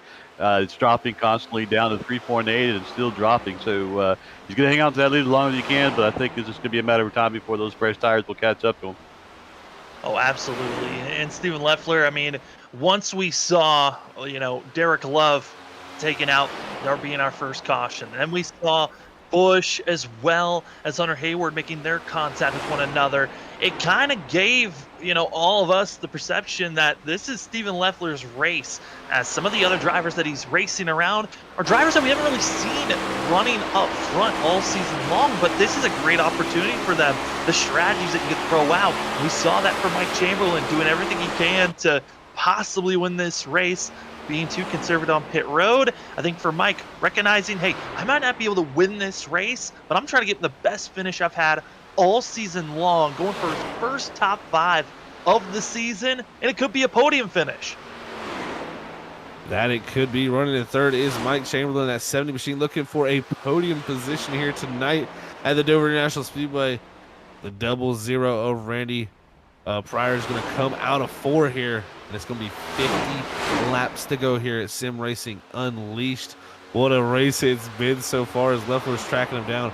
We're going to go back for one final quick commercial break and go side by side as we show you what happens here in the final 50 laps here at the Sim Racing Unleashed Next Gen Cup Series here at the Dover International Speedway. It's presented to you by the 22Q Family Foundation.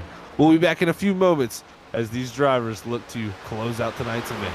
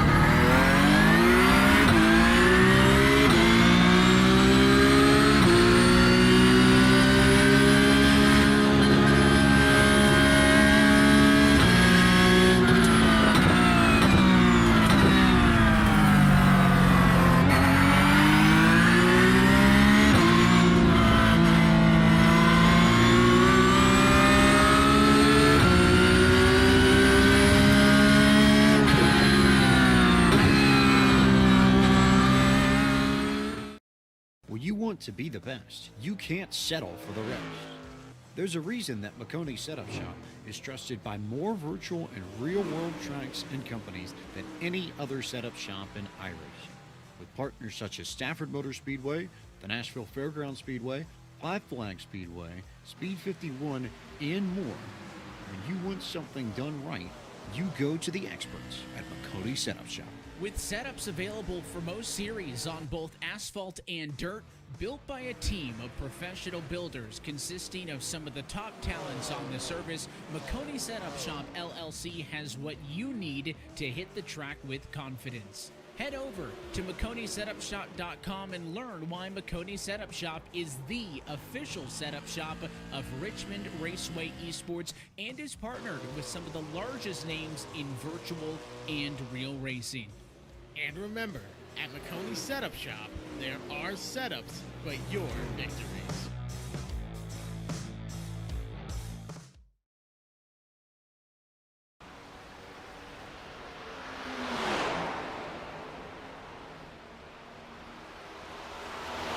All right, we are back here, everybody, here at Freaky Fast Broadcasting. Steven Leffler, the number 72 machine, back out front. You seen that there on our side-by-side action. Was able to take the lead from Randy Pryor there in the 00 machine. As we got two rookies running second and third. I mean, what a night it's been for the R's.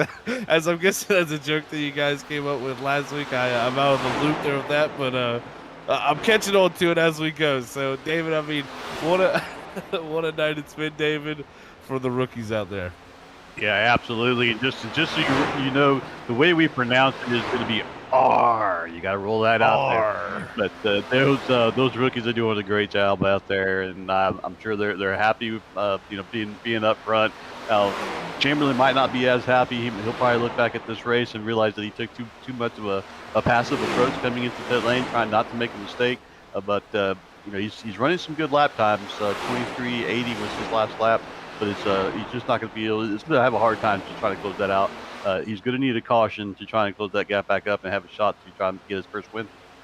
Yeah, try to get his first win for sure, and he might need a caution just to catch up to second. It is still about a little bit under 7 seconds is the difference between second and third. So Chamberlain's got to figure out how to catch up to the R of the 00 of Randy Pryor and.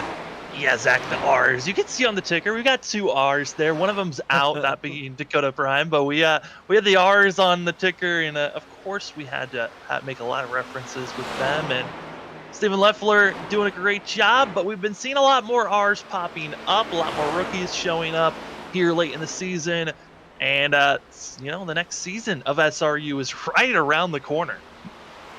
That it is. Next season is right around the corner, Sam. It's going to be, what they got coming next season is going to be very interesting. For season 11, this is season 10 here.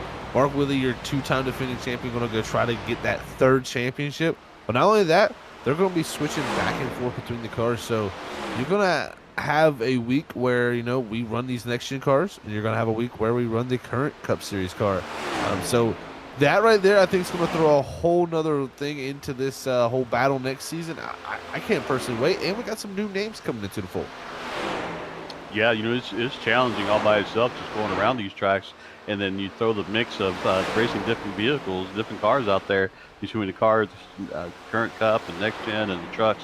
It's going to throw that little wrench out there and see who's able to adapt and run the multiple cars better than everybody else. But it's going to be a reset. We're going to start a new season. It's going to be a reset in points, and then it's going to give an opportunity for these guys to try and get out there and get their first wins and maybe get their first championship.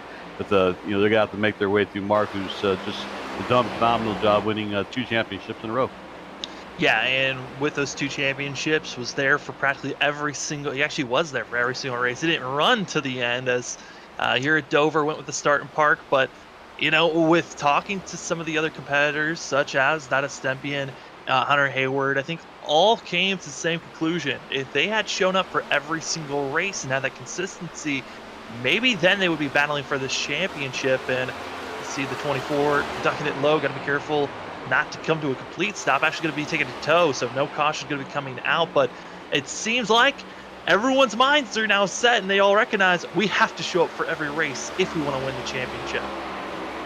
Oh, you definitely will. I mean, They actually made a pretty interesting change to the system next year too. So, or not next year, next season. There's going to be actually a playoff format. So, top 12 drivers at the end of the regular season will be next season going on to the playoffs. Whereas the regular season champion is actually going to get an automatic pass to the championship race. But there is a caveat to that. They must still show up to all the chase races that lead up to that. So if you can win the regular season championship next season, you could be in a good position to just go ahead and have yourself in that championship race. So you're going to have to beat the final race if you want the championship, because that's how it's going to play out next season. So kind of cool to see SRU how they one season, we go from a full points schedule, just all out, who has the most points at the end of this amount of races, to where now we're going to a playoff format. So they're shaking it up a good bit here again. And I believe it's 6 drivers in the championship race. So going to have 6 drivers fight for a championship. That is going to be very wild, nonetheless to say. Yeah, absolutely. So definitely tune in to next season. A lot of different things going on. And speaking of things going on, going back to the race here, Steve Leffler putting down the lap of the 23.79. So still picking him up, putting him down. Got like a 9-second lead now. Meanwhile, Mike Chamberlain running at 24.10. So still not running fast enough to be able to catch up to Randy. Yeah, and I think the biggest thing for Mike was the fact that he did have the fresher tires compared to Leffler during that last, stint before we had that green flag pit stop. Was the fact that, Mike had the fresher tires for 20 laps, so he was able to be aggressive and build up that lead. And now, since Mike's been on the catch-up, trying to catch up to Randy, Pryor in the 00, he hasn't really done a lot of catching up. He's only gained about a second in these last 15 laps, showing that Mike Chamberlain might be stalling out to just 3rd place running currently, as we've only have 3 drivers on the lead lap. Yeah, that's a great point. He's kind of stalled out there, Sam. Really, he's lost some time in the last few laps. Is Randy Pryor? He's really been consistent, running 24 O's to really Mike Chamberlain there. He jumps down to 24 O's, but it's pretty much matching time. So you're not going to make up that time there with 25 to go. But the one thing I will say is Randy Pryor did pit there on 119. So do we think he'll make it? That's the question. I think it's going to be tough for him, and he's going to be looking at it being very close for that 00 to get all the way to the end of this race on fuel.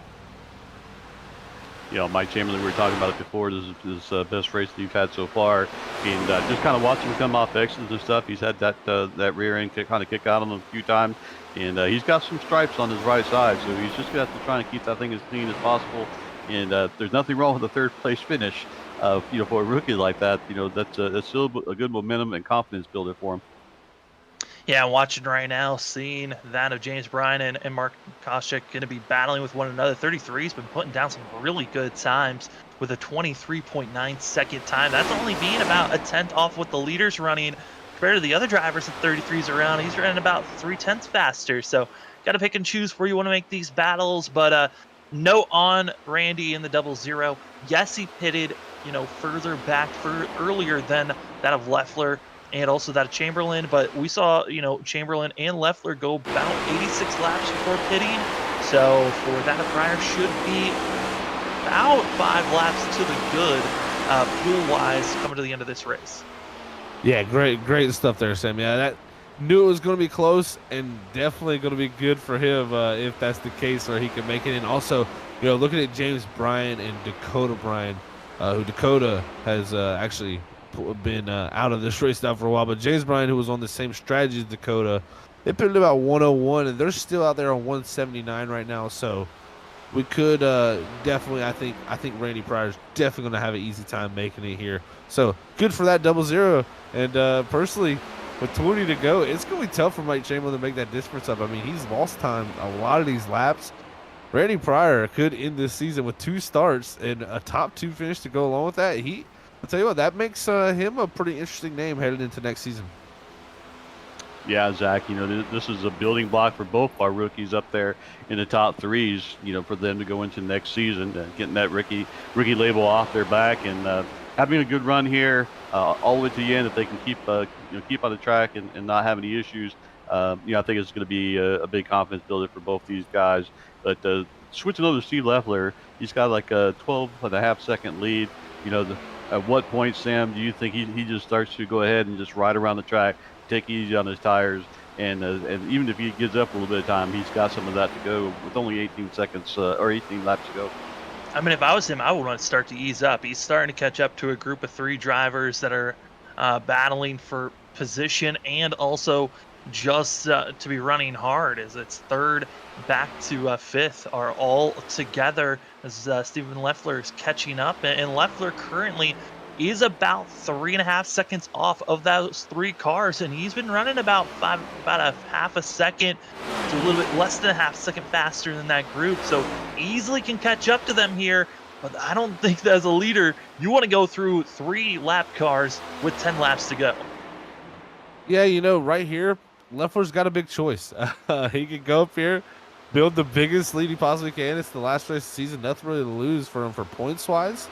But there is a race win lose, and that at the end of the day is something you never want to do, is lose a race win by getting caught up in someone else's mistake, or even making a mistake yourself trying to get by somebody late in the going. 15 to go here. I would not be surprised to see him back it down here a little bit, but at the same time, he's probably in such a good rhythm right now that he feels like he can get by these guys pretty quickly without an issue, but that's still a risk that you have to take. We'll see what he decides to do as he closes in on the back of James Bryan.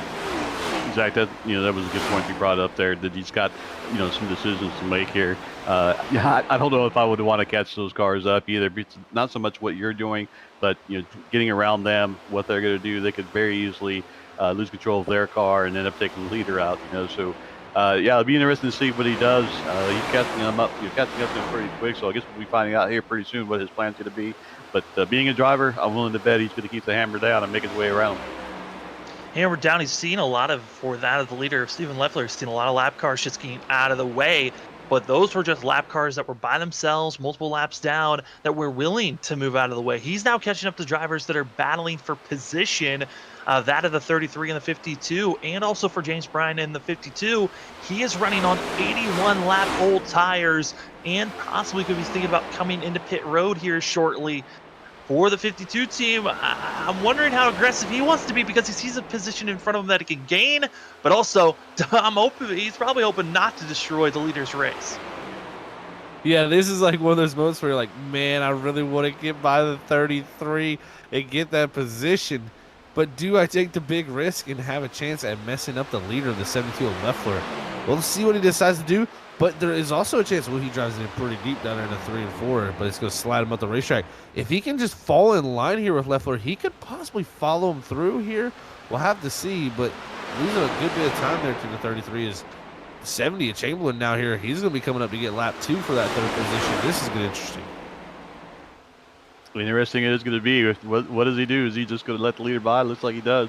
And then looking at the last time that Steve's putting down, he's definitely not worried about coming up on cars. He's still running those fast laps. Still running the only car that I see that's putting down the 23-second lap. So he's made a note. He's just going to go out there, run his line, and keep pushing forward. Yeah, there was a lot of what ifs though in that situation. I mean, right when he got to the back bumper and tried to make the pass on James Bryan almost got into the outside wall and almost came down and took out Leffler. And then in front of Leffler, the 70 of Chamberlain, the reason why he slowed down so much, he actually did slightly brush the wall. So there was a 2 what-if moments that could have taken out Leffler there in that really a swift move. But we're now less than 10 laps to go. The laps continue to tick away, and Leffler just has one more lap car to get by, and then it's just smooth sailing to the end. Oh, man, very close there. Coming off a 4 that time with 7 to go. Leffler, he's got about a 15-second lead now back to Randy Pryor. At this moment, College Chicken ahead of him is kind of decently quick personally, not, that much slower than Leffler's been. I think Leffler here might ride to the end, but at the same time, like Sam said, all you got to do is bounce off the wall right in front of the leader at a certain time, and this place is so treacherous because the banking on the straightaways, there's banking everywhere. The cars just bounce down this racetrack, and it's always a self-cleaning track. Got to watch out for your Leffler still here in the closing laps. I'm telling you, he's gotten really close to the wall, too.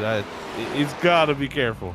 He did. He got really close off the exit there. I was actually sitting there going, woo, watching him come off that corner there. But doing a great job. I think, he's showing a little bit of patience now. But, I think his best bet really at this point is if he's going to continue to put the hammer down, go ahead and make the pass. And then you got nothing to worry about. Everything in front of you is clear. But he looks like he might be content running right here for 5 to go. Coming up to 4 to go is Steven Leffler, and he's got the 33 in front of him. We'll see if he wants to get by. But the way that we've been seeing Leffler get close to the outside wall kind of give me a little bit of deja vu of Derek Love and how aggressive you're seeing this 87 be on older tires. Don't want to be seeing any of those moves, but right now, Leffler looking strong, coming out of 4, 3 laps to go. 3 to go out of 4. Leffler looking to bring home another race victory, race win number 3 of the season. There goes Caution up the racetrack, giving Leffler the free pass by, as Leffler now going to have clear track up ahead. Almost a 16-second gap here as we'll be heading to 2 to go with Steven Leffler looking to win his sponsorship race here tonight. Did a fantastic job this whole race. Steve's done a phenomenal job. He's got a clean car, no scratch marks on it, it doesn't look like. So he ran his race, ran his line, and great strategy on his end, and was getting ready to bring home a win. What a way to close out the season. Steven Leffler rounding out a 3 and 4. He will see the white flag. White flag brought to you by Freaky Fast Broadcasting. If you want to see your logo up there on the screen, make sure to contact us on Freaky Fast Broadcasting on our social medias if you want to be able to sponsor this white flag lap. But Steven Leffler out of 2 needs one more corner down to 3 through the center. He's going to X out of 4, and he's going to be a 3-time winner here at Season 10 as Steven Leffler wins here tonight at the Dover International Speedway in the 22Q Family Foundation race. And it looks like Randy Pryor going to round out a 4 now also in the 00. The rookie, 2 starts in this season. He's going to end up with a 2nd place finish to go along with it. And 3rd for Mike Chamberlain. What a top 3, guys. Man, oh man, what an ending. Yeah, what a great run for the 2 rookies, Randy and Mike. Come home and finish the last race of the season, finishing 2nd and 3rd. Again, it's going to be a great confidence builder for them going into the next season. Yeah, next season's going to be a blast to watch. And Steven Leffler is going to be one of those drivers. I mean, end of the season, it was both of the Stevens, Leffler as well as that of Stympian, that were just dominating really these final 5 races of the season. So if they can carry that momentum into the next season, watch out. The 72 team might be one of the favorites for a championship. Great point there. The end of the season dominated by the Stevens show, man. I tell you what, that was great to see. Leffler going to burn it down here 1 and 2 and going to go possibly down here to the front straightaway to celebrate tonight's race victory. Brought to you by the 22Q Family Foundation here at the Dover International Speedway, and the season finale here in season number 10 for the Next Gen Cup Series here at Sim Racing Unleashed. Leffler's going to bring it down here to the front straightaway as he's looking to do possibly a Polish victory lap. We're going to get our top 3 finishers up here in the booth of Mike Chamberlain, Randy Pryor, and Steven Leffler as he burns it down the front straightaway. We'll be back in a few moments with our post-race interviews.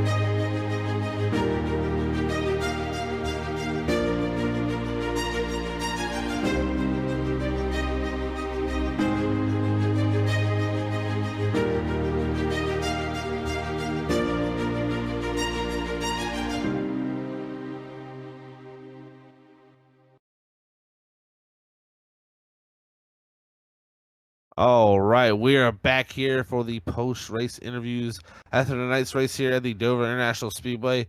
Does not look like we unfortunately have our number 70 driver, Mike Chamberlain. Looks like he made an early exit out of the racetrack, and we won't be able to get to talk to him. But next, we have our second place man, another rookie here, Randy Pryor, who, man, what a ending of a season for a driver who has 2 starts. I mean, closes out the last 2 races and gets him a top 3 finish. Let's hear from Randy in this 00 machine. Hey, Randy, it's Zach up in the booth. You got a copy, man? Hey, Randy, it's Zach up in the booth. You got a copy?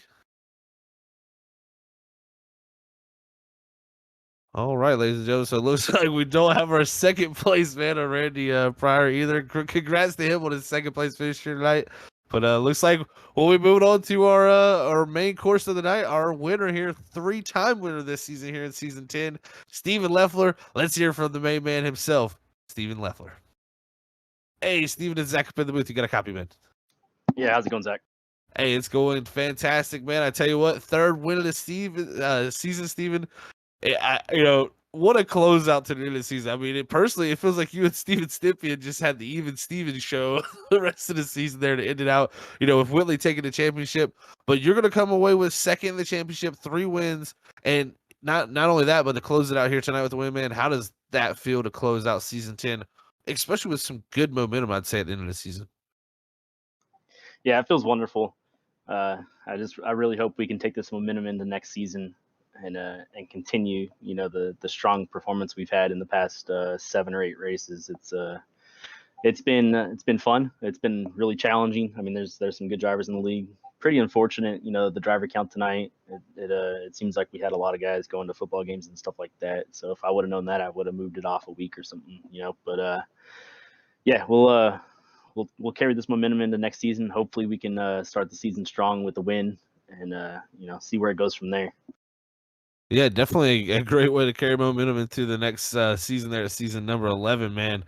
I tell you what, dude, looking at it now, like the race was really interesting tonight with how it all played out with, strategy. Not only that, but, we had a lot of rookies up there, guys who haven't been up front all season up front. And you were the guy left to, the claim the jewel here tonight, man. I mean, the tire wear, just kind of take us through all that, because we've seen lap times, bouncing back and forth. You getting faster as the run went on. I mean, how did the car feel out there tonight at Dover? Yeah, it was really odd. Like the first half of the race, the first maybe 80 laps, it was really weird because you get 10, 15 laps on your tires, and then it would get really slick out there. I mean, the car would want to be in a 4-wheel slide going into the corner, coming off the corner. But it seemed like right after we passed like 105, 110 laps, the track really tightened up. The car wasn't sliding around as much, and especially on the longer run with that second set of tires I had, I felt like I could really start pushing the car as the run went on. Surprised that I was able to run down Mike Chamberlain late in that run. I was not expecting that, but it definitely did seem like his handling went away in his car. Mine kind of came to me as that run really went on. I wasn't really expecting to go 104, 105 laps or whatever it was on that set of tires, but yeah, they held on. Tire wear didn't seem to be an issue at all. I mean, the percentage on the tires was about 70% left at the end of that long run, so I was really surprised by that. I was expecting it to be worse, but yeah, once I made that really long run on tires, I knew for a fact that after that pit stop at 142, I think is what I did. After that, I'd be able to go the rest of the way on fuel and tires unless a caution came out. But luckily, stretched out on that second run, had a spare set of tires in the pits if we needed it. But we didn't. The race ran green the rest of the way. And yeah, it was definitely a weird one. A couple of cautions early on, took out some really good cars tonight. So pretty tough break for them. But yeah, I mean, it was really just, saving the tires early in the run, making them last as long as possible. That's what did it for me. Yeah, man, you definitely pulled it off here tonight to get that 3rd win. Before we let you get out of here, I definitely, ask you about next season. Next season we're going to be, not only switching between the Gen 6 of this car, but also the fact of the playoffs coming in. It's going to take to win the championship next season, possibly a race victory like you did here tonight to close out the season. So, how you feel about entering that? Because, you're definitely one of the top contenders here this season. And season 11, it's going to be a little bit different with those playoffs. So do you have a little bit of confidence coming out here with the race victory to end the season for, next season, knowing you're going to possibly have to do that to win the championship? Yeah, the confidence has been sky high, especially after the first win of the season. So, like I said, hopefully we can get into the next season and get a win early on and get that knocked out of the way. The thing with the points next season, there won't be no win and you're in situation. So, I mean, the only person that's going to be guaranteed a spot in the final 6 is what it's going to be, is the regular season champion. So, whoever's leading the points going into the chase is going to get the 2-week or 3-week bye, I believe is what it is. They're still going to have to show up and run, but they won't have to worry about being knocked out. It's going to be kind of a knockout format. So we'll start the chase with 12 drivers. After the first race, worst 2 finishers get knocked out. Next race, there'll be 10 drivers. The worst 2 finishers get knocked out. And then after the third race of the chase, 2 more drivers get knocked out. The leader in points is going to be required to show up to all those races. If he misses a race, then he will be removed going into the final race, and then we will only eliminate 1 driver from that third chase race. So it's going to be interesting. Hopefully this keeps the drivers counts up. It seems like, with the points being locked up last week, that kind of hurt us too, but we were kind of expecting it. So hopefully we put on a good show for you guys with the low car count tonight. It's a little bit disheartening for myself since I'm the lead admin in the league, but it is what it is. We'll move on from that and look forward to next season. That we are, man. It's going to be fun to see all the changes next season. You guys are going to be thrown for a loop, that's for sure, my friend. But congrats on the 3rd win tonight, Steven. Before we let you get out of here, though, man, anybody want to send a shout out to that helps make it happen on that 72? Yeah, of course, the 22Q Family Foundation. It was nice having them as the headliner for the race tonight. So putting the 22Q Family Foundation number 72 in victory lane at the 22Q Family Foundation 200 at Dover. Awesome job, from everyone all around. Renegade Reptiles, of course, all the fellow admins in the league, week in and week out, putting the league together. Thanks to them for all the help that they do, whether it be points, running the lower series. Of course, my teammates, Jason Adams, Robbie Darnell, Josh Jones hasn't been here in a while. Hopefully he gets back soon. All those guys that helped me out week in and week out with the races, strategy, stuff like that. Yeah, I think that's it. Congrats to Mark Whitley for the championship. It was nice seeing him out here getting some laps in. That way he doesn't lose this huge points lead he had. But hopefully he's enjoying Disney World right now, playing with Mickey Mouse and Donald Duck and all those guys. Mickey Mouse, Minnie Mouse, all of them. So hopefully he's having a blast down there. I know he's not just down there for the championship, but congrats to him. Yeah, I think that's it. Thanks to you guys, and look forward to all the broadcasts next season. Yeah, man, we cannot wait for it all to kick off again there at Season 11, Season 10. It's been a ball, man. Thank you for everything you've done for us, Steven. You have a great night, man, and congrats on the win. Go celebrate this thing, buddy. Thank you. Will do. You guys have a wonderful night. All right, guys. That was Steven Leffler, your race winner here tonight at the 22Q Family Foundation 200 here at the Dover International Speedway. What a race victory it was. But let's see them race results.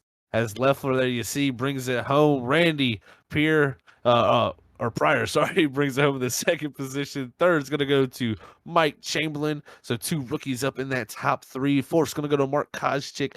5th place is going to go to James Bryant. Great run for those 2 guys. 6th is going to go to Robert Cheswick with a great finish. 7th is going to go to Jason Adams. 8th is going to go to Dakota Bryant. 9th is going to go to Derek Love after a strong showing starting on the pole and wrecking out. 10th is going to be Dave Bush there. Unfortunate contact between him and his teammate Hunter Hayward there in the 11th position. 12th is going to be our season champion Mark Whitley as that rounds out your grid or your results here tonight for tonight's race at Dover. What a season it's been here at SRU. It's been such a great time calling all the action up here all season long. And what a way to close it out with a great win by Steven Leffler. And hey, also great things coming in the future too for season 11. David, you're going to be joining me up here in the booth for season 11. B, you're going to be calling all the action up here live on every Sunday night here at SRU, man. Man, and I'm looking forward to it. That the good thing about this race here is Dover. We saw just about everything. We saw a rookie who started on the pole. We saw teammates that got involved in the wreck, and then we get to see Stephen Leffler come and bring home his third win of the season. So this is a great end to this the season. Now I'm ready for next season to go ahead and kick off. So hopefully the time before now and when the next season kicks off goes by pretty quick. But all those changes that are coming up, it's going to make for an exciting season next season. That it is, David. Cannot wait for that all to kick off next season here at Sim Racing Unleashed. It's always a pleasure to call the action up here. I got to definitely thank you, not only you, David, for coming up here in the booth, thank our producer, Robert Moyer Jr., up here running the cameras, but not only that, we got to thank Sam Dyer here. One of my partners here in the booth, as always. We got to call the action here this season. It's been a pleasure to call it with him, and he's going to be stepping away from these nights, but we're going to have David joining me next season. It's going to be super fun again, but I just wanted to make sure to thank you, Sam, for being a part of the broadcast here again tonight and this season, man. Oh, thanks for having me in the booth. It was a pleasure. I mean, this was a fun 3-man crew. Who knows? We might have to do this again for the next season at some point whenever I have free time. But man, see this season 10, it was a blast to watch. Got to see the next gen car, what it really can show, and what the races it could bring. Got to see a couple of wild, tire strategy types of races. But overall, we got to see how powerful the draft is at those 1.5 mile and bigger tracks. It is wild, but next season, mixing it up with both the Gen 6 and the next gen, that one is also going to be a hair scratcher of what are we going to see. That it will be, as always, such a great time up here in the booth. It was, like Sam said, a great time with the trio up here. We might have to try that again later next season when Sam has some free time. But as always, a pleasure up here in the booth at Freaky Fast. Thank you all for tuning in. We also have got above that 1K subscriber mark, so thank you all that have subscribed. And if you haven't yet, let's get it up to 2K. We're on the way there now, so we start our journey there. It's going to be fun to see the growth continue here at Freaky Fast Broadcasting. So if you haven't yet, make sure you hit that thumbs up, that subscribe button, and that bell notification before you head on out of here to check out all our other races that we have tuned in for the rest of these weeks. But now, let's just send it on up to our producer, the main man here at Freaky Fast Broadcasting, Robert Moyer Jr., to close out tonight's broadcast and season here at the Sim Racing Unleashed Cup Series. All right. Thank you, David. Thank you, Sam. Thank you, Zach. What a great season these guys had here for season number 10 at SRU. But, like I got to second what Zach said. David, thank you very, very much for coming up, learning the ropes, learning the steps, and I can't wait to see what the future holds for us here at Freaky Fast and having you on board here. So I thank you for that. Second off, I thank Sam. Sam, thank you for joining us here on Sunday night. I do much appreciate you taking your time to come up on Sunday nights and calling all the racing here with SRU and all the other nights that we have too. And same for Zach, taking all your Sunday and coming out here and calling the races. But guess what, guys? We got something getting ready to start tomorrow night. We're going to have the NAISCC Truck Series at Daytona with about 43 trucks out there. So whoever's going back and watching this stream, make sure you tune in tomorrow night at 8:50 Eastern as we'll go live with them guys over there. And we're going to have Zach Hall and Sam going to be calling all that action. And that is going to be a fun series to watch.